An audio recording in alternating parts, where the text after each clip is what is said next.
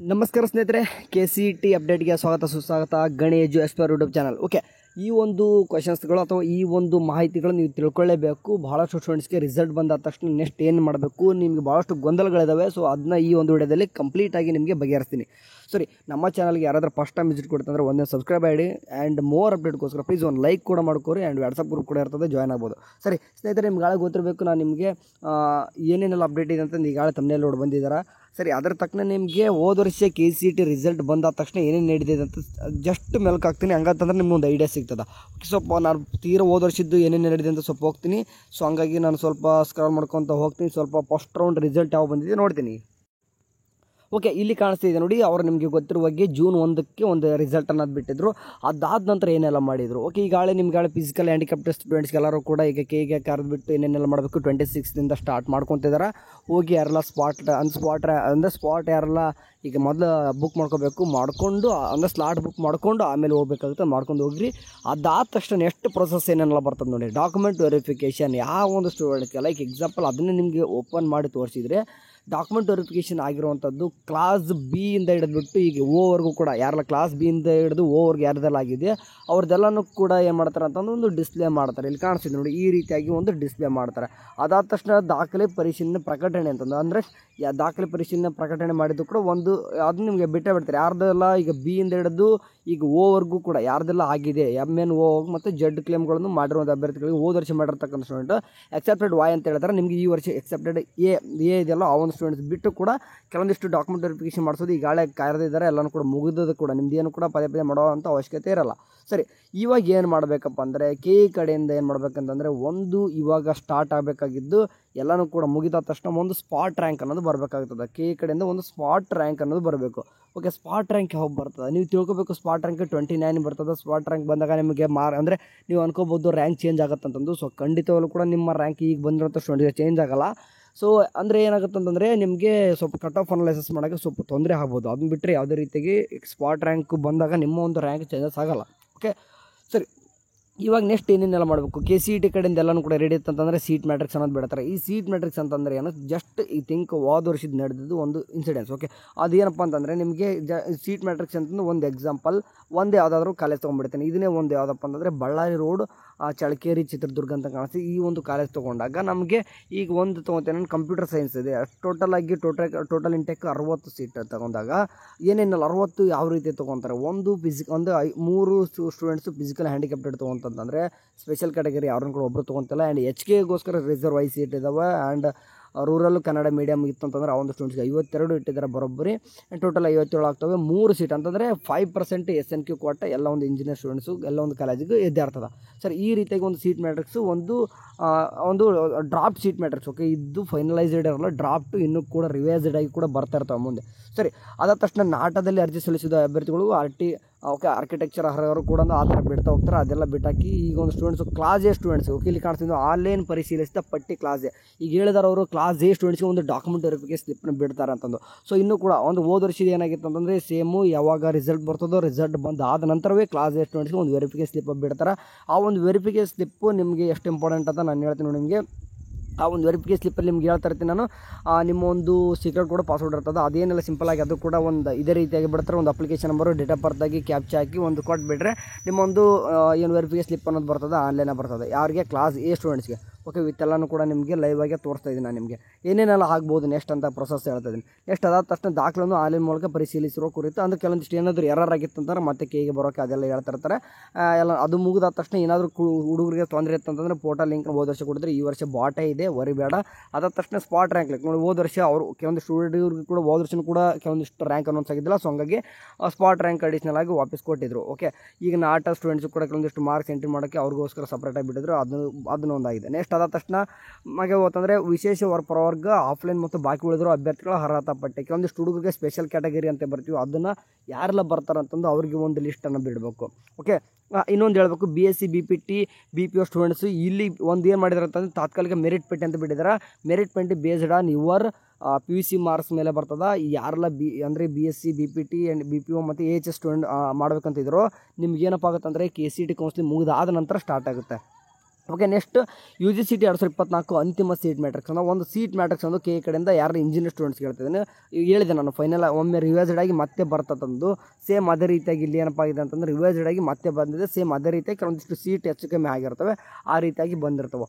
Next ಅದಾದ ನಂತರ next ನೋಡಿ KEದವ್ರು ಏನು ಮಾಡಿದಾರೆ ಅಂತಂದರೆ ಇಂದಿನ ವರ್ಷದ ಸೀಟು ಹಂಚಿಕೆ ಅಭ್ಯರ್ಥಿಗಳ ಪಟ್ಟಿ ಅಂದರೆ ಹೋದ ವರ್ಷ ಸೀಟು ಯಾರಿಗೆ ಅಭ್ಯರ್ಥಿಗಳಿಗೆ ಸಿಕ್ಕಿತ್ತು ಅದನ್ನೆಲ್ಲನೂ ಕೂಡ ಒಂದು ಪಟ್ಟಿ ಮಾಡಿ ಬಿಟ್ಟಿರ್ತಾರೆ. ಸೊ ಹಂಗಾಗಿ ನೀವು ಅದನ್ನು ಕೂಡ ಈ ವರ್ಷ ಬಿಡಬೇಕಂತ ಏನಿಲ್ಲ, ನೆಕ್ಸ್ಟ್ ಏನೇನೆಲ್ಲ ಆಗ್ತದೆ ನೆಕ್ಸ್ಟ್ ಪರೀಕ್ಷೆ ನೋಡಿ ಸ್ಲಿಪ್ ಡೌನ್ ಮಾಡ್ಕೊಳ್ಳೋಕ್ಕೆ ಲಿಂಕ್ ಅಂದರೆ ಕ್ಲಾಸ್ ಸ್ಟೂಡೆಂಟ್ಸ್ಗೆ ಹೇಳಿದೆ ನಾವು ಯಾರೆಲ್ಲ ಡೌನ್ ಮಾಡ್ಕೊಳ್ಳೋಕೆ ಒಂದು ಲಿಂಕ್ ಬಿಡ್ತಾರೆ ಅಂತಂದು. ಸೊ ಅದೇ ರೀತಿಯಾಗಿ ಪರೀಕ್ಷೆ ಅಂದರೆ ಸ್ಲಿಪ್ ಡೌನ್ ಮಾಡ್ಕೊಳ್ಳೋಕೆ ಒಂದು ಲಿಂಕ್ ಬಿಟ್ಟಿದ್ದಾರೆ. ಅದಾದ ತಕ್ಷಣ ಈ ನೋಡಿ ಬರೀ ಇಂಜಿನಿಯರ್ ಸ್ಟೂಡೆಂಟ್ಸ್ಗೆ ಒಂದು ಶುಲ್ಕ ರಚನೆ ಅಂತಂದು ಯಾಕೆ ಇಂಜಿನಿಯರಿಂಗ್ ಅಂತ KCET ಸಪ್ರೇಟ್ ತೊಗೊತಾರೆ ಅಂತಂದರೆ ಭಾಳಷ್ಟು ಸ್ಟೂಡೆಂಟ್ಸ್ ಇಂಜಿನಿಯರಿಂಗ್ಗೆ ಅಡ್ಮಿಷನ್ ಆಗೋದು. ಲೈಕ್ ಎಕ್ಸಾಂಪಲ್ ಹೋದ ವರ್ಷ ಕೂಡ 1,32,000 ಹತ್ತಿರ ಸ್ಟೂಡೆಂಟ್ಸ್ ಅಡ್ಮಿಷನ್ ಆಗಿದ್ರು. ಸೊ ಈ ವರ್ಷ ಕೂಡ 1,50,000 ಸ್ಟೂಡೆಂಟ್ಸ್ ಕೂಡ ಆಗ್ಬೋದು. ಸೊ ಹಂಗಾಗಿ ಇಂಜಿನಿಯರಿಂಗ್ಗೋಸ್ಕರ ಭಾಳ ಪ್ರಿಫರೆನ್ಸ್ ಕೊಡ್ತಾರೆ KEದವರು. ಸೊ ನಾವು ಆ ರೀತಿಯಲ್ಲ ಎಲ್ಲ ಒಂದು ಸ್ಟೂಡೆಂಟ್ಸು ನಾವು ಸಮಾನವಾಗಿ ನೋಡ್ತೀವಿ ನಮ್ಮ ಒಂದು ಹೇಳುವಾಗ. ಅದಾದ ತಕ್ಷಣ ಕೆಲವೊಂದಿಷ್ಟು ಹುಡುಗರು ಸ್ಪೋರ್ಟ್ಸ್ ಕ್ಯಾಟಗರಿ ಬರ್ತಿರ್ತಾರೆ, ಆ ಒಂದು ಸ್ಟೂಡೆಂಟ್ಸ್ಗೆ ಒಂದು ಯಾರೆಲ್ಲ ಎಲಿಜಿಬಲ್ ಇರ್ತಾರೆ ಆ ಒಂದು ಅವ್ರಿಗೂ ಕೂಡ ಒಂದು ಲಿಸ್ಟ್ನ ಬಿಡ್ತಾರೆ. ಇದು ಒಂದು ಬ್ರೋಚರ್, ಈ ಬ್ರೋಚರ್ ಯಾವಾಗ ಬಿಡ್ತಾರೆ ಇದು ಇಂಪಾರ್ಟೆಂಟ್. ಇದರಲ್ಲಿ ಯಾವ ರೀತಿ ನಿಮ್ಮ ಅಂದರೆ KCET ಕೌನ್ಸಿಲಿಂಗ್ ನಡೀತದಂತಂದು ಈ ಒಂದು ಬುಕ್ ಒಂದು ಬಿಟ್ಬಿಟ್ರೆ ನಿಮಗೆ ಕಂಪ್ಲೀಟಾಗಿ A to Z starting to ಎಂಡಿಂಗ್ವರೆಗೆ ಏನೇನೆಲ್ಲ ನಡೀತದೆ KEದವ್ರು ಒಂದು ಬಿಟ್ಟಂಗೆ ಅನ್ಸ್ಬಿಡ್ತಾರೆ. ನೆಕ್ಸ್ಟ್ ಅದಾದ ನಂತರ ನಿಮಗೆ ಮೊದಲ ಸುತ್ತಿನ ಸೀಟು ಹಂಚಿಕೆ ವ್ಯವಹಾರಗಳು ಅಂತ ಒಂದು ಕಂಪ್ಲೀಟಾಗಿ ಒಂದು ಏನೇನು ಯಾವ ರೀತಿ ನಡೀತದೆ ಅಂತ ಬಿಟ್ಟು ಬಿಡ್ತಾರೆ. ಇದರಲ್ಲಿ ನಿಮಗೆ ಒಂದು ಕ್ಲಾರಿಫಿಕೇಷನ್ ಸಿಕ್ಬಿಡ್ತದೆ. ಅಂದರೆ ಇದು ಇವಾಗ ಕೌನ್ಸಿಲಿಂಗ್ ಸ್ಟಾರ್ಟ್ ಆದಂಗೆ. ಹೋದ ವರ್ಷ ನಿಮಗೆ ಕೌನ್ಸಿಲಿಂಗ್ ಯಾವಾಗ ಸ್ಟಾರ್ಟ್ ಆಗಿದೆ ಅಂತಂದರೆ ನಿಮ್ಗೆ ಅರ್ಥ ಮಾಡಬೇಕು, ಜೂನು 1 ನೋಡಿ ನಾನು ಹೇಳಿದೆ ನಿಮಗೆ ಜೂನು ಎಷ್ಟಿದೆ 1ನೇ ತಾರೀಕಿಗೆ ನಿಮ್ಗೆ ಏನಪ್ಪ ಆಗಿತ್ತು ಅಂತಂದರೆ ರಿಸಲ್ಟ್ ಬಂದಿತ್ತು ನಾನು ಹೇಳಿದೆ. ಬಟ್ ಕೌನ್ಸಿಲಿಂಗ್ ಸ್ಟಾರ್ಟ್ ಆಗಿದ್ದು ನೋಡ್ತಿರ್ಬೋದು ಜುಲೈ 24 ಅಂತಂದರೆ 50 ದಿನ ಏನು ಮಾಡಿದ್ರೆ ಅಂತ ನೀವು ಕೇಳ್ಬೋದು. ಏನಪ್ಪ ಆಯ್ತಂದರೆ ಹೋದ ವರ್ಷ ನೀಟು ಮತ್ತು ಭಾಳ ಅಂದರೆ ಸುಪ್ರೀಂ ಕೋರ್ಟಿಗೆ ಹೋಗಿತ್ತು. ಆ್ಯಕ್ಚುಲಿ ಸುಪ್ರೀಂ ಕೋರ್ಟಿಗೆ ಹೋಗಿದ್ದಕ್ಕೆ ಅದು ಡೈಲಿ ಮುಂದಕ್ಕೆ ಹಾಕ್ಕೊಂತ ಡೇಟ್ ಭಾಳಷ್ಟು ಮುಂದಕ್ಕೆ ಹಾಕ್ತು. ಸೊ ಕೊನೆಗೆ ಏನಪ್ಪ ಅಂದರೆ ಸ್ಟಾರ್ಟ್ ಮಾಡಿದರು. ಓಕೆ, 7 ತಿಂಗಳಲ್ಲಿ ಅಂದರೆ ಈಗ ಜುಲೈ 24ಕ್ಕೆ ಏನು ಮಾಡಿದ್ದಾರೆ ಅಂತಂದರೆ ಸ್ಟಾರ್ಟ್ ಮಾಡಿದರು. ಆಪ್ಷನ್ ಎಂಟ್ರಿ ಯಾವ ನೋಡಿ ಯಾವಾಗಿಂದ ಯಾವಾಗ ಸ್ಟಾರ್ಟ್ ಆಗಿದೆ 23/7/2024 ಏನಪ್ಪ ಆಗಿತ್ತು ಅಂತಂದರೆ ಸ್ಟಾರ್ಟ್ ಆಗಿದೆ. ಓಕೆ, ಅಂದರೆ ಅಪ್ ಟು 7 days ಮಾಡ್ಬೋದು ಅಂತ ಕೊಟ್ಟಿದ್ರು. ಬಟ್ ಲಾಸ್ಟ್ ಡೇಟ್ ಯಾವಾಗ ಅಂತ ಕೊಟ್ಟಿದ್ದಿಲ್ಲ, ವಾಪಸ್ ರಿವೈಸ್ಡ್ ಆಗಿ ಮತ್ತೆ ಬಿಟ್ಟಿದ್ರು ಬಿಡಿ, ವರಿ ಬೇಡ. ಅದಾದ ತಕ್ಷಣ ಮಾಕ್ ರಿಸಲ್ಟ್ ಫರ್ದರ್ ಅಂತ ಹೇಳಿದರು. ಅಂದರೆ ಯಾರೆಲ್ಲ ಆಪ್ಷನ್ ಎಂಟ್ರಿ ಮಾಡಿ ಅದಾದ ತಕ್ಷಣ ದಿನಾಂಕದ 3 ದಿನಗಳ ನಂತರ ಅಣುಕು ಸೀಟು ಹಂಚಿಕೆ ಫಲಿತಾಂಶ. ಅಂತಂದರೆ ನೀವು ಆಪ್ಷನ್ ಎಂಟ್ರಿ ಅಂತಂದರೆ ಏನು ತಿಳ್ಕೊಬೇಕು, ಕಾಲೇಜಸ್ನ ಪ್ರಿಯಾರಿಟಿ ಆರ್ಡರ್ ಮೇಲೆ ಕಾಲೇಜಸ್ನ ಆ್ಯಡ್ ಮಾಡೋದು. ಇದು ನೋಡಿ ಯಾವಾಗ ಸ್ಟಾರ್ಟ್ ಆಗಿದೆ ಅರ್ಥ ಮಾಡ್ಕೊ, 50 ದಿನ ಆಗಿದೆ ರಿಸಲ್ಟ್ ಬಂದು. ನಿಮ್ಮದು ಅಂತಂದರೆ ಬಂದೇ ಇವಾಗ ಏನಪ್ಪ ಅಂತಂದರೆ 1 or 2 days ಆಗ್ತಾ ಬಂದಿದೆ ಅಷ್ಟೇ ಜಸ್ಟ್. ಓಕೆ, ಸೊ ಇವಾಗಲೇ ಕೌನ್ಸಿಲಿಂಗ್ ಸ್ಟಾರ್ಟ್ ಆಗುತ್ತೆ ಅಂತಂದರೆ ನಿಮ್ಮ ಒಂದು ಭ್ರಮೆ. ನಾನು ಹೇಳ್ತಾ ಇದ್ದೀನಿ ನೆಕ್ಸ್ಟ್ ಮಂತೆ ಅದು ಇನ್ನೂ ಲೇಟ್ ಆಗುತ್ತೆ. ನೆಕ್ಸ್ಟ್ ಮಂತ್ ಸಡನ್ನಾಗಿ ಏನು ಫಸ್ಟ್ ವೀಕೆ ಸ್ಟಾರ್ಟ್ ಆಗುತ್ತಾ, ಇಲ್ಲ, ನೀಟ್ ರಿಸಲ್ಟ್ ಬರಲೇಬೇಕು. ನೀಟು KCET ಎಲ್ಲನೂ ಕೂಡ ಕಂಬೈಂಡ್ ಆಗಿ ಏನಪ್ಪ ಆಗುತ್ತೆ ಅಂತಂದರೆ KCETದು ಒಂದು ಕೌನ್ಸಿಲಿಂಗ್ ನಡೀತದೆ. ಸೊ ನೀವು ನೆಕ್ಸ್ಟ್ ಯಾವ ರೀತಿ ಹೇಳ್ಬೇಕಂತಂದರೆ ಪ್ರೊವಿಜ್ನಲ್ ಒಂದು ಅದೇ ಆಪ್ಷನ್ ಎಂಟ್ರಿ ಅಂತ ಏನು ಕರಿತೀವಿ, ಕಾಲೇಜ್ ಸೆಲೆಕ್ಷನ್ ಮಾಡ್ಕೋಬೇಕಾಗ್ತದೆ. ಕಾಲೇಜು ಸೆಲೆಕ್ಷನ್ ಮಾಡ್ಕೊಳ್ಳೋಕ್ಕೆ ನಿಮಗೆ ಸ್ಲಿಪ್ ಬೇಕಂತ ಹೇಳಿ ವೆರಿಫಿಕೇಷನ್ ಸ್ಲಿಪ್ ಬೇಕೇ ಬೇಕು. ಆ ಒಂದು ವೆರಿಫಿಕೇಷನ್ ಸ್ಲಿಪ್ಪಲ್ಲಿ ನಿಮ್ಗೆ ಏನಪ್ಪ ಇರ್ತದೆ, ಒಂದು ಸೀಕ್ರೆಟ್ ಕೋಡ್ ಪಾಸ್ವರ್ಡ್ ಇರ್ತದೆ, ಅದನ್ನ ತೊಗೊಂಡು ಕಾಲೇಜಸ್ನ ಆ್ಯಡ್ ಮಾಡ್ತಾರೆ. ಅದಾದ ತಕ್ಷಣ ನಿಮಗೆ ಯಾವುದೋ ಒಂದು ಅನೌನ್ಸ್ ಮಾಡಬೇಕಲ್ಲ, ಕಾಲೇಜು ಸಿಕ್ಕಿದೆ ಅಂತಂದು ಅನೌನ್ಸ್ ಮಾಡ್ತಾರೆ. ಅದು ಜಸ್ಟ್ ಒಂದು ಟ್ರಯಲ್ ಥರ ಅನೌನ್ಸ್ ಮಾಡ್ತಾರೆ, ಅದಕ್ಕೆ ಮಾಕ್ ಅಲಾಟ್ಮೆಂಟ್ ಅಂತ ಕರಿತೀವಿ. ಆ ಮಾಕ್ ಅಲಾಟ್ಮೆಂಟಲ್ಲಿ ನಿಮ್ಗೆ ಗೊತ್ತಾಗ್ಬಿಡ್ತದೆ ನಾವು ಏನೇನೆಲ್ಲ ತಪ್ಪು ಮಾಡಿದ್ದೀವಿ, ಯಾವ ರೀತಿ ಆಪ್ಷನ್ ಎಂಟ್ರಿನೂ ಕೂಡ ಬೆಟರ್ ಮಾಡ್ಬೋದು ಅಂತಂದು. ಆ ಒಂದು ಮಾಕ್ ಅಲಾಟ್ಮೆಂಟ್ ಆದ ತಕ್ಷಣ ತಿರ್ಗಿ ಮತ್ತೆ ಆಪ್ಷನ್ ಎಂಟ್ರಿ ಮಾಡೋಕ್ಕೆ ನಿಮಗೆ ಟೈಮ್ ಕೊಡ್ತಾರೆ, ಸ್ವಲ್ಪ ಮತ್ತೆ 2-3 ದಿನ ಟೈಮು. ಅವಾಗ ಮತ್ತೆ ಕಾಲೇಜನ್ನ ರೀಅರೇಂಜ್ ಮಾಡ್ಬೋದು, ಮೇಲಿದ್ದ ಕೆಳಗಡೆ ಮೇಲಿದ್ದ ಈ ರೀತಿ ಕಾಲೇಜಸ್ನ ಎಲ್ಲರೂ ಕೂಡ ಮಾಡ್ಕೊಂಡಾಗ ಮತ್ತೆ ಫೈನಲ್ ಆಗಿ ಒಂದು ಕಾಲೇಜ್ ಸಿಗ್ತದೆ. ಆ ಒಂದು ಕಾಲೇಜ್ ಸಿಕ್ಕಾಗ ಅಷ್ಟೊತ್ತಿಗೆ ಸುಮ್ಮನೆ ಅಂತ KEದವ್ರು ಬಿಟ್ಟರಲ್ಲ, ಅಲ್ಲಿ ಏನಾದರೂ ವರ್ಕ್ ಮಾಡ್ತಾ ಇರ್ತಾರೆ. ಫಾರ್ ಎಕ್ಸಾಂಪಲ್ ನಿಮಗೆ ಇಲ್ಲಿ ಕಾಣಿಸ್ತಿದೆ ನೋಡಿರಿ, ಪ್ರೊವಿಜ್ನಲ್ ಶುಲ್ಕ ರಚನೆ ನೋಡಿ. ಹೇಳಿದೆ ನಾನು ಈ ರೀತಿ ಒಂದು ಶೆಡ್ಯೂಲ್ ಅನ್ನೋದು ಈ ರೀತಿ ಆ್ಯಕ್ಚುಲಿ ಏನಪ್ಪ ಅಂದರೆ KE ಕಡೆಯಿಂದ ಬರುವಂಥ ಒಂದು schedule. Okay, for example verification slip down ಮಾಡ್ಕೊಳ್ಳೋಕೆ time up to last date fixed ಎಂಟ್ರದ ಆಪ್ಷನ್ ಎಂಟ್ರಿ ಫಸ್ಟ್ ರೌಂಡ್ ಮುಗಿಯುವ ಲಾಸ್ಟ್ ಡೇಟ್ವರೆಗೂ ಕೂಡ ಏನು ಮಾಡ್ಬೋದು ಅಂತಂದರೆ ಸ್ಲಿಪ್ ಡೌನ್ ಮಾಡ್ಕೊಳ್ಳೋ ಲಿಂಕ್ನ ಏನಂತೆ ಆ್ಯಕ್ಟಿವ್ ಇರ್ತವೆ. ಸೊ ಅದಾದ ತಕ್ಷಣ ಏನು ಮಾಡ್ಬೋದು ಅಂತಂದರೆ ಸೀಟ್ ಮ್ಯಾಟ್ರಿಕ್ಸ್ ಮತ್ತು ಫೀಸ್ ಸ್ಟ್ರಕ್ಚರ್ ಯಾವಾಗ ಬಿಡ್ತಾರೆ ಅಂತಂದ್ರೆ ಆಲ್ರೆಡಿ ಪಬ್ಲಿಷ್ಡ್ ಅಂತ KEದವ್ರು ಆಲ್ರೆಡಿ ಪಬ್ಲಿಷ್ ಮಾಡಿದ್ದಾರೆ. ಸೊ ಒನ್ ಟೈಮ್ ವಿಸಿಟ್ ಮಾಡ್ಕೊಬೋದು ಅಂತ ಹೇಳಿದ್ರೆ. ಸೊ ಅದಾದ ತಕ್ಷಣ ಆಪ್ಷನ್ ಎಂಟ್ರಿ ಯಾವಾಗ ಮಾಡ್ಬೋದು ಅಂದರೆ 23/7/2024 ಅಂದರೆ 23/7/2024 ಸ್ಟಾರ್ಟ್ ಆಗಿದ್ದು 4/8/2024 12 ಗಂಟೆ ಅಂದರೆ ಮಧ್ಯಾಹ್ನ 12 ಗಂಟೆವರೆಗೂ ಕೂಡ ಏನಪ್ಪ ಇರ್ತದೆ ಅಂತಂದರೆ ಮಧ್ಯಾಹ್ನ ಎಲ್ಲ ರಾತ್ರಿ 12 ಗಂಟೆವರೆಗೂ ಕೂಡ ಆಪ್ಷನ್ ಎಂಟ್ರಿ ಮಾಡೋಕ್ಕೆ ಬಿಟ್ಟಿದ್ರು. ಓಕೆ, ಅಂದರೆ ಆದ್ಯತಾ ಕ್ರಮ ಅಂತಂದರೆ ಅರ್ಥ ಮಾಡ್ಕೋಬೇಕು, ನಾವು ಪ್ರಿಯಾರಿಟಿ ಆರ್ಡರ್ ವೈಸ್ ನೀವು ಕಾಲೇಜ್ನ ಸೆಲೆಕ್ಟ್ ಮಾಡ್ಕೋಬೋದು ಅಂತ. ಅದಾದ ತಕ್ಷಣ ನೋಡಿ ಈಗ ಏನಾಯ್ತು, ಈಗ ಎಲ್ಲನೂ ಕೂಡ ಆಪ್ಷನ್ ಎಂಟ್ರಿ ಮಾಡಿದ್ರಿ. ಮೊದಲನೇ ಅಣುಕು ಸೀಟು ಹಂಚಿಕೆ ಫಲಿತಾಂಶ ಅಂತಂದರೆ ಅದು ರಿಸಲ್ಟ್ ಯಾವಾಗ ಬಂದಿದೆ 7/8/2024 ಅಪ್ ಟು 2 ಬರುತ್ತೆ ಅಂತ ಏನು ಮಾಡಿದ್ದಾರೆ ಅಂತಂದರೆ Mach allotment, just Mach allotment ಅದು ಅಂದರೆ ರಿಯಲ್ ಅಲ್ಲ. ಅದಾದ ತಕ್ಷಣ ಮಾಕ್ ಅಲಾಟ್ಮೆಂಟ್ ಆದಾದ ತಕ್ಷಣ ಏನೆಲ್ಲ ಇರ್ತದೆ ಪ್ರೊಸೆಸ್ ಅಂತಂದರೆ ಈಗ ಕೆಲವೊಂದಿಷ್ಟು ಹುಡುಗರಿಗೆ ನಮಗೆ ಆಪ್ಷನ್ ಎಂಟ್ರಿ ನಮ್ಗೆ ಕರೆಕ್ಟಾಗಿ ಮಾಡಿದ್ದಿಲ್ಲ, ಹಂಗಾಗಿ ನಾವು ಕೆಲವೊಂದಿಷ್ಟು ಹುಡುಗಿಗೆ ಸೀಟ್ ಸಿಕ್ಕಿದ್ರು ಕೂಡ ಸ್ಯಾಟಿಸ್ಫ್ಯಾಕ್ಷನ್ ಇರಲ್ಲ, ಕೆಲವೊಂದಿಷ್ಟು ಹುಡುಗರಿಗೆ ಸೀಟೇ ಸಿಕ್ಕಿರಲ್ಲ. ಸೊ ಅಂಥ ಹುಡುಗರು ಏನಾದರೂ ಚೇಂಜಸ್ ಮಾಡ್ಕೊಂಡಿದ್ರೆ ಮಾಡ್ಕೋಬೋದು, ಡಿಲೀಟ್ ಕೂಡ ಮಾಡ್ಕೋಬೋದು, ಎಲ್ಲ ಒಂದು ಕೋರ್ಸಸ್ ಕೂಡ ಯಾರು ಕೂಡ ಮಾಡ್ಕೋಬೋದು. ಅವಾಗ 9 ರಿಂದ 11 ಅಂದರೆ 9, 10, 11 3 ದಿನ ಮತ್ತೆ ಟೈಮ್ ಕೊಡ್ತಾರೆ ಆಪ್ಷನ್ ಎಂಟ್ರಿ ಮಾಡೋಕ್ಕೆ. ಅದಾದ ತಕ್ಷಣ 14ನೇ ತಾರೀಕು ಏನಪ್ಪ ಅಂದರೆ 2ನೇ ಅಣುಕು ಸೀಟು ಹಂಚಿಕೆ ಫಲಿತಾಂಶ. ಮತ್ತೆ ಏನು ಮಾಡಿದ್ರು ಅಂತಂದರೆ 2ನೇ ಟೈಮ್ ಮಾಡಿದ್ರಂತ, ಮತ್ತೆ 2ನೇ ಟೈಮು ಮತ್ತೆ ಇನ್ನೊಂದು ಟೈಮ್ ಏನು ಮಾಡಿದ್ರು ಅಂತಂದರೆ ಮತ್ತೆ ಓಕೆ ಇನ್ನೊಂದು ಟೈಮು ಮಾಕ್ ಅಲಾಟ್ಮೆಂಟ್ ಅಂತಲೇ ಬಿಡಿದ್ರು. ಏನಕ್ಕಂತಂದ್ರೆ ರೀಸನ್ ಇಲ್ಲಿ ಇದ್ದಾವೆ, ನಿಮಗೆ ಗೊತ್ತಿಲ್ಲ. ಯಾಕಂತಂದರೆ ಹೋದ ವರ್ಷ ಏನಾಯ್ತು ಅಂತಂದರೆ ಮೊದಲೇನಾಯ್ತು KCT ಆಪ್ಷನ್ ಎಂಟ್ರಿ ಮಾಡೋಕ್ಕೆ ಬಿಟ್ಬಿಟ್ರು. ಭಾಳಷ್ಟು ಗೊಂದಲ ಆಯ್ತು. ಯಾಕಂದರೆ ನೀಟು ಸಡನ್ನಾಗಿ ಕಂಬೈಂಡಾಗಿ ನಡಲಿಲ್ಲ. ಮೊದಲಿಗೆ KCT ಆಟ ಸ್ಟಾರ್ಟ್ ಮಾಡ್ಕೊಂಡಿದ್ರು. ಬಟ್ ಅದಾದ ತಕ್ಷಣ ಇಲ್ಲಿಗೆ ನೀಟ್ ಸ್ಟಾರ್ಟ್ ಆಗಿಬಿಡುತ್ತೆ. ಸೊ ಹಂಗಾಗಿ KCTನೂ ಫಸ್ಟ್ ರೌಂಡು ಬರೀ KCTಗೆ ಅಷ್ಟೇ ಮಾಕ್ ಅಲಾಟ್ಮೆಂಟ್ ಆಗಿತ್ತು. ಇಲ್ಲಿ ಸೆಕೆಂಡ್ ರೌಂಡಲ್ಲಿ ಮತ್ತೆ ಚೇಂಜಸ್ ಮಾಡ್ಕೊಂಡವ್ರಿಗೆ ಫಸ್ಟ್ ರೌಂಡಲ್ಲಿ ಇದು ಕೂಡ 2 ಟೈಮು ಮಾಕ್ ಅಲಾಟ್ಮೆಂಟ್ ಮಾಡಿದ್ದಾರೆ. ಅಂದರೆ 2 ಟೈಮು ಟ್ರಯಲ್ ಥರನೇ ಬಿಟ್ಟಿದ್ದಾರೆ ರಿಸಲ್ಟ್. ಇದನ್ನು ಕೂಡ ಮತ್ತೆ ಚೇಂಜಸ್ ಮಾಡ್ಕೊಂಡಿದ್ದಾರೆ. ಫೈನಲ್ ಆಗಿ ರಿಸಲ್ಟ್ ಯಾವ ಬಂದಿದೆ ನೋಡಿ. ಮೊದಲನೇ ರಿಯಲ್ ಅಲಾಟ್ಮೆಂಟ್ 21/8/2024. ಅಂದರೆ ಯಾವಾಗ ಸ್ಟಾರ್ಟ್ ಆಗಿದೆ, ಫಾರ್ ಎಕ್ಸಾಂಪಲ್ ಸ್ಟಾರ್ಟ್ ಆಗಿದ್ದೆ ಯಾವಾಗ ಅಂತಂದರೆ ಇದು ಕೌನ್ಸ್ಲಿಂಗು 23/7/2024ಗೆ ಸ್ಟಾರ್ಟ್ ಆಗಿದ್ದರೆ 21/8/2024 ಅಂದರೆ ಆಗಸ್ಟ್ 21ಕ್ಕೆ ಫಸ್ಟ್ ರೌಂಡ್ ರಿಸಲ್ಟ್ ಬಂದಿರುವಂಥದ್ದು. ಹೋದ ವರ್ಷದ್ದು ಹೇಳ್ತಾ ಇದ್ದೀನಿ ನಾನು. ಸೊ ಈ ರೀತಿ ಪ್ರೊಸೆಸ್ ನಿಮ್ಮದು ಕೂಡ ನಡೀತದ. ನೆಕ್ಸ್ಟ್ ಪ್ರೊಸೆಸ್ ಏನೆಲ್ಲ ಇರ್ತದ ಒಂದು ಜಸ್ಟ್ ನಿಮಗೆ ಒಂದು ಅಂದರೆ ಸೂಪರ್ಫಿಷಿಯಲಾಗಿ ಹೇಳ್ತಾ ಇದ್ದೀನಿ ಅಷ್ಟೇ. ಈ ಫಸ್ಟ್ ರೌಂಡ್ ಏನೋ ರಿಸಲ್ಟ್ ಬಂತಪ್ಪ ಅಂದರೆ ನಿಮಗೆ ಅದೊಂದು ಕಾಲೇಜ್ ಅಲಾಟ್ಮೆಂಟ್ ಆಯಿತು, ನೆಕ್ಸ್ಟ್ ಏನು ಪ್ರೊಸೆಸ್ ಅಂತ ಕೇಳ್ಬೋದು. ಅವಾಗ ಅಡ್ಮಿಷನ್ ಮಾಡಿಸ್ಕೋಬೇಕಲ್ವ ಕೆಲವೊಂದಿಷ್ಟು ಹುಡುಗರು, ಅಥವಾ ಕೆಲವೊಂದಿಷ್ಟು ಹುಡುಗರಿಗೆ ಸೀಟ್ ಸಿಕ್ಕಿರ್ತದ, ನೆಕ್ಸ್ಟ್ ಏನು ಮಾಡ್ಬೇಕಂತ ಗೊಂದಲ ಇರ್ತದಲ್ವ. ಸೊ ಅವಾಗ ನಿಮ್ಗೆ ಒಂದು ಚಾಯ್ಸ್ ಎಂಟ್ರಿ ಅಂತ ಕೊಡ್ತಾರೆ. ಲೈಕ್ ಎಕ್ಸಾಂಪಲ್ ನಿಮಗೆ ಈಗ ತೋರಿಸ್ತೀನಿ ನಾನು ಬೇಕಾದರೆ. ಓಕೆ ನಿಮಗೆ ತೋರಿಸ್ತಾ ಹೋಗ್ಬೇಕಂತಂದರೆ ಕಟ್ ಆಫ್ ಅದೆಲ್ಲ ಆದ ತಕ್ಷಣ ಬಿಡ್ತಾರೆ, ಚಾಯ್ಸ್ ಎಂಟ್ರಿ ಅಂತ ಬಿಡ್ತಾರೆ. ಸ್ವಲ್ಪ ವೇಟ್ ಮಾಡಿ ತೋರಿಸ್ತೀನಿ ನಿಮಗೆ. ಓಕೆ ಇಲ್ಲಿದೆ ನೋಡಿ, ಒಂದು PDF ನಾವು ಕೊಟ್ಟಿದ್ದಾರೆ. ಅಂತಂದರೆ ಮೊದಲನೇ ಸುತ್ತಿನ ಸೀಟು ಹಂಚಿಕೆ ನಂತರದ ಸೂಚನೆಗಳು ಅಂತಂದರೆ ಚಾಯ್ಸ್ ಎಂಟ್ರಿ ಅಂತ. ಇಲ್ಲಿ ಏನು ಬರೀ ಚಾಯ್ಸ್ ಅಂತ ಏನು ಕಾಣ್ತದೆ, ಚಾಯ್ಸ್ ಎಂಟ್ರಿ ಅಂತಂದರೆ ಚಾಯ್ಸ್ ಎಂಟ್ರಿ ಬಗ್ಗೆ ಕೂಡ ನಿಮಗೆ ಅಂದರೆ ಫರ್ದರ್ ಒಂದು ವಿಡಿಯೋದಲ್ಲಿ ಸಪ್ರೇಟಾಗಿ ಹೇಳ್ತೀನಿ. ಅಂದರೆ ಕಾಲೇಜ್ ಅಡ್ಮಿಷನ್ ಮಾಡಿಸ್ಕೋಬೇಕಾ, ಅಥವಾ ಸಿಕ್ಕಿರೋ ಕಾಲೇಜ್ನ ಹೋಲ್ಡ್ ಇಟ್ಕೊಂಡು ನೆಕ್ಸ್ಟ್ ಹೋಗಬೇಕಾ, ಅಥವಾ ಈ ಸಿಕ್ಕಿರೋ ಕಾಲೇಜ್ ಬೇಡವಾ, ಅಥವಾ ನಮ್ಮ KS ಆವಾಸನ ಬೇಡ, ನಮ್ಮ ಬೇರೆ ಎಲ್ಲಾದರೂ ಅಡ್ಮಿಷನ್ ಮಾಡ್ಸ್ಕೊತೀನಿ, ಈ ರೀತಿ ಏನಾದರೂ ಆಪ್ಷನ್ಸ್ ಇರ್ತವೆ. ಆ ರೀತಿ ಮಾಡ್ಕೊಂಡು ಚಾಯ್ಸ್ ಎಂಟ್ರಿ ಇಂಪಾರ್ಟೆಂಟ್, ಭಾಳ ದೊಡ್ಡ ಪ್ರೊಸೆಸ್. ಅಂದರೆ ಸಿಂಪಲೇ ಬಟ್ ಭಾಳ ಇಂಪಾರ್ಟೆಂಟು. ಈ ಚಾಯ್ಸ್ ಎಂಟ್ರಿ ಮೇಲೆ ಕೂಡ ನಿಮ್ದೆಲ್ಲ ಕೂಡ ಅಡ್ಮಿಷನ್ ಪ್ರೊಸೆಸ್ ನಿಂತಿರ್ತದೆ.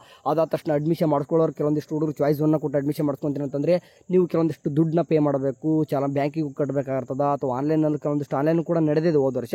ಆನ್ಲೈನ್ ಆಗದೆ ಹೋತಂದ್ರೆ ಬ್ಯಾಂಕಿಗೆ ಕಟ್ಟೋ ಪ್ರೊಸೆಸ್ ಇರ್ತದೆ. ಕೆಲವೊಂದಿಷ್ಟು ಬ್ಯಾಂಕಿಗೆ ಅದಾದ ತಕ್ಷಣ ಒಂದು ಅಡ್ಮಿಷನ್ ಆರ್ಡರ್ ಬರ್ತದೆ, ಅಡ್ಮಿಷನ್ ಆರ್ಡರ್ ತೊಗೋಬೇಕು, ವಿತ್ ಡಾಕ್ಯುಮೆಂಟ್ಸ್ ಎಲ್ಲ ಏನೇನೆಲ್ಲ ರೆಡಿ ಇಟ್ಕೋಬೇಕು, ಅದನ್ನೆಲ್ಲನೂ ಕೂಡ ಮುಂದೆ ಬರುವಂಥ ವಿಡಿಯೋದಲ್ಲಿ ನಾನೇ ಹೇಳ್ತೀನಿ ನಿಮಗೆ ಸಪ್ರೇಟಾಗಿ. ನಿಮಗೆ ಈ ಒಂದು ಕಾಮೆಂಟ್ ಸೆಕ್ಷನಲ್ಲಿ ನೀವು ಏನು ಹಾಕಬೇಕಂತಂದರೆ ನಿಮಗೆ ಡಾಕ್ಯುಮೆಂಟ್ಸ್ ಬಗ್ಗೆ ಸಪ್ರೇಟ್ ವಿಡಿಯೋ ಬೇಕಿತ್ತಂತಂದರೆ ಹೇಳಿ, ಏನೇನೆಲ್ಲ ಡಾಕ್ಯುಮೆಂಟ್ಸ್ ಬೇಕು ಅದನ್ನ ಕೂಡ ಹೇಳ್ತೀನಿ. ನೆಕ್ಸ್ಟ್ ಅದಾದ ತಕ್ಷಣ ಆಪ್ಷನ್ ಎಂಟ್ರಿ ಬಗ್ಗೆ ಡೀಟೇಲ್ಸಾಗಿ ಒಂದು ಐಡಿಯಾ ಫುಲ್ ಗೊತ್ತಾಗಿರ್ಬೇಕು ನಮಗೆ. ಅದು ಮತ್ತೆ ಆಪ್ಷನ್ ಎಂಟ್ರಿ ಬಗ್ಗೆ ಗೊಂದಲ ಇರಬಾರ್ದು ಅಂತಂದರೆ ಅದನ್ನು ಕೂಡ ಹೇಳಿ, ಅದನ್ನು ಕೂಡ ಹೇಳ್ತೀನಿ. ನಾನು ನಿಮಗೆ ಆಪ್ಷನ್ ಎಂಟ್ರಿ ಬಿಟ್ಟಾಗ ಲೈವ್ ಡೆಮೋ ಮಾಡಿ ತೋರಿಸ್ತೀನಿ, ನಿಮಗೆ ವರಿಬೇಡ. ಓಕೆ ಅದ್ರ ಬಗ್ಗೆ ವರಿಬೇಡ ಹೇಳ್ತೀನಿ. ಆ್ಯಂಡ್ ಇಲ್ಲಿ ಬಿಡುವಂಥ ಕೆಲವೊಂದಿಷ್ಟು ಫೀಸ್ ಸ್ಟ್ರಕ್ಚರ್ ಆಯಿತು, ಫೀಸ್ ಸ್ಟ್ರಕ್ಚರ್ ನೋಡ್ತೀನಿ ಅಂತಂದರೆ ನಿಮ್ಗೆ ಜಸ್ಟ್ ಒಂದು ಏನೋ ಫಾರ್ಮಾಲಿಟಿ ಬಿಡ್ತಾರೆ. ಬಟ್ ಫೀಸ್ ಸ್ಟ್ರಕ್ಚರ್ ರಿಯಾಲಿಟಿನೇ ಬೇರೆ ಇರ್ತದೆ, ನಮಗೆ ಗೊತ್ತಿದೆ. ಬೇಕಾದರೆ ನಿಮಗೆ ಲೈಫ್ ಪ್ರೂಫ್ ತೋರಿಸ್ತೀನಿ ಯಾವ್ಯಾವ ರೀತಿ ಇರುತ್ತೆ ನಿಮಗೆ ಫೀಸ್ ಸ್ಟ್ರಕ್ಚರ್ ಬಗ್ಗೆ ಕೂಡ. ಅದಾದ ತಕ್ಷಣ ಸೀಟ್ ಮ್ಯಾಟ್ರಿಕ್ಸ್ ನೋಡ್ಕೊತೀನಿ ಅಂತಂದರೆ ಮಾಡ್ಕೋರಿ. ಬಟ್ ಸೀಟ್ ಮ್ಯಾಟ್ರಿಕ್ಸ್ ಕೆಲವೊಂದು ಟೈಮ್ ಏನಪ್ಪ ಆಗುತ್ತಂದರೆ ಆಪ್ಷನ್ ಎಂಟ್ರಿ ಮಾಡಿ ಕೆಲವೊಂದಿಷ್ಟು ಹುಡುಗರು ಅದಕ್ಕೆ ಮ್ಯಾಚ್ ಆಗದೆ ಹೋದಾಗ ಸೀಟ್ ಕೆಲವೊಂದಿಷ್ಟು ಹುಡುಗರು ಏನೋ ಒಂದು ಎಕ್ಸಾಂಪಲ್ ಹೇಳ್ತೇನೆ ನಿಮಗೆ. ಈಗ SC ಒಂದು 4 ಸೀಟ್ ಇದಾವೆ ಆ ಕಾಲೇಜಲ್ಲಿ. ಆಪ್ಷನ್ ಎಂಟ್ರಿ ಮಾಡಿದ್ದಾರೆ, ಬಟ್ ಅಲ್ಲಿ ಬರೀ 3 ಜನ ಮಾಡಿದ್ದಾರೆ ಅಂತಂದರೆ ಇನ್ನೊಂದು ಸೀಟ್ ಏನು ಸುಮ್ಮನೆ ಬಿಡಲ್ಲ. ಸೊ ಹಂಗಾಗಿ ಆ ಒಂದು ಸೀಟ್ನು ಕೂಡ ಬೇರೆಯವ್ರನ್ನ ತೊಗೊತಾರೆ. ಸೊ ಹಂಗಾಗಿ ಆ ಸೀಟ್ ಮ್ಯಾಟ್ರಿಕ್ಸ್ ನೋಡಿ ನೀವೇನಾದರೂ ಆಪ್ಷನ್ ಎಂಟ್ರಿ ಮಾಡ್ತಾರೆ ಅಂತಂದರೆ ಮಾಡಿರಿ, ನಾನೇನು ಬೇಡನಲ್ಲ. ಬಟ್ ನಾನು ಹೇಳೋದೇನಂತಂದರೆ ರ್ಯಾಂಡಮಾಗಿನೂ ಮಾಡ್ಕೋಬೇಡಿ. ನಿಮ್ಗೆ ಪ್ರಿಯಾರಿಟಿ ಆರ್ಡರ್ ನಿಮ್ಗೆ ಯಾವ್ದು ಬೇಕು ಕಾಲೇಜ್ ಆ ಕಾಲೇಜ್ ಕೊಡ್ರಿ. ಆ ಸಿಗುತ್ತಾ ಬಿಡುತ್ತಾ ಸೆಕೆಂಡ್ರಿ, ಆ ಕಾಲೇಜ್ ಫಸ್ಟ್ ನಿಮಗೆ ಆ್ಯಡ್ ಮಾಡೋದಂತ ನಿಮ್ಮ ಕರ್ತವ್ಯ ಮಾಡಬೇಕಾಗಿರ್ತದೆ. ಸೊ ಇವಾಗಲೇ ಬೇಡ, ಎಲ್ಲನೂ ಕೂಡ ಹೇಳೋದು ಒಂದೊಂದಾಗಿ ಹೇಳ್ತಾ ಹೋಗೋಣ. ಜಸ್ಟ್ ನಿಮ್ಗೆ ಏನೇನೆಲ್ಲ ಪ್ರೊಸೆಸ್ ಇರ್ತದೆ. ನೆಕ್ಸ್ಟ್ ಈಗ ಏನಾದರೂ ರಿಸಲ್ಟ್ ಬಂದತ್ತೆ, ನೆಕ್ಸ್ಟ್ ಹೇಳ್ದಂಗೆ ಕೆಲವೊಂದಿಷ್ಟು ಕಡೆಯಿಂದ ಏನಾದರೂ ಪ್ರೊಸೆಸ್ ಇದ್ದೇ ಇರ್ತದೆ. ಅದಾದ ತಕ್ಷಣ ವೆರಿಫಿಕೇಷನ್ ಸ್ಲಿಪ್ ಬರ್ತದೆ, ಅದಾದ ತಕ್ಷಣ ಒಂದು ಶೆಡ್ಯೂಲ್ ಅನ್ನೋದು ಬಿಡಬೇಕಾಗ್ತದೆ. ಅದಕ್ಕಿಂತ ಮುಂಚೆಕ್ಕೆ ಒಂದು ಸೀಟ್ ಮ್ಯಾಟ್ರಿಕ್ಸ್ ಬಿಡಬೇಕು. ಸೀಟ್ ಮ್ಯಾಟ್ರಿಕ್ಸ್ ಅದರಲ್ಲಿ ನಿಮಗೆ ಫೀಸ್ ಸ್ಟ್ರಕ್ಚರ್ ಇರಬೇಕು, ಅದರಲ್ಲಿ ಆಪ್ಷನ್ ಎಂಟ್ರಿ ಇಲ್ಲಿಂದ ಎಲ್ಲಿವರೆಗೂ ಕೂಡ ಎಲ್ಲನೂ ಕೂಡ ಒಂದು ಶೆಡ್ಯೂಲ್ ಮೂಲಕ ನಮ್ಮ KA ಒಂದು ಸ್ಟಾರ್ಟ್ ಮಾಡ್ಕೊತಾರೆ. ಆ ಶೆಡ್ಯೂಲ್ ಇದ್ದ KA ಕೂಡ ಮುಂದೆ ಹೋಗಲ್ಲ. ಡೇಟು ಒಂದು ವಿತ್ ಟೈಮ್ ಕೂಡ ಮೆನ್ಷನ್ ಮಾಡ್ತಾರೆ. ಓಕೆ ವರಿಬೇಡ ಸರಿನಾ. ಸರಿ ಇದಿಷ್ಟು ಭಾಳ ಲೆಂತ್ ಆಯಿತು ವಿಡಿಯೋ, ಪದೇ ಇಷ್ಟೊಂದು ಹೇಳ್ತಕ್ಕಂಥ ನಿಮಗೂ ಕೂಡ ಬೋರ್ ಹೊಡಿತದ. ಸರಿ ಈಗ ನಾನು ಡಾಕ್ಯುಮೆಂಟ್ಸ್ ಬಗ್ಗೆ ಸಪ್ರೇಟ್ ಒಂದು ವಿಡಿಯೋ ನಿಮಗೆ ಮಾಡಬೇಕು, ಆಪ್ಷನ್ ಎಂಟ್ರಿ ಬಗ್ಗೆ ಒಂದು ಸಪ್ರೇಟ್ ವಿಡಿಯೋ ಮಾಡಬೇಕು. ಫೀಸ್ ಸ್ಟ್ರಕ್ಚರ್ ಎಲ್ಲನೂ ಕೂಡ ಸ್ಕೋರ್ಸ್ ವೈಸ್ ನಿಮ್ಗೆ ಹೇಳ್ತಾ ಹೋಗಬೇಕು. ಹಂಗಾರೆ ನಿಮಗೆ ಫೀಸ್ ಯಾಕಂದರೆ ಇವೆಲ್ಲ ಹೇಳಿದ್ರೆ ಮುಂದೆ ದುಡ್ಡು ಅರೇಂಜ್ ಮಾಡಿ ಇಟ್ಕೊತಾರೆ. ಓಕೆ ಸರಿ ನಮ್ಮ ಚಾನಲ್ ಹೇಳ್ತಿದ್ದೀನಿ, ಇಷ್ಟೆಲ್ಲ ಹೇಳ್ತಾ ಇರ್ತೀವಿ. ಸೊ ಒಂದು ಸಬ್ಸ್ಕ್ರೈಬ್ ಮಾಡಿಬಿಟ್ಕೋರಿ ಪ್ಲೀಸ್. ಒಂದು ವಾಟ್ಸಪ್ ಗ್ರೂಪ್ಗೆ ಜಾಯ್ನ್ ಆಗಿರುತ್ತೆ ಹೇಳ್ತೀನಿ. Thank you. ಏನಾದರೂ ಡೌಟ್ಸ್ ಇತ್ತು ಅಂತ ಕಮೆಂಟ್ ಬಾಕ್ಸಲ್ಲಿ ಹಾಕ್ಬೋದು. ಬಾಯ್.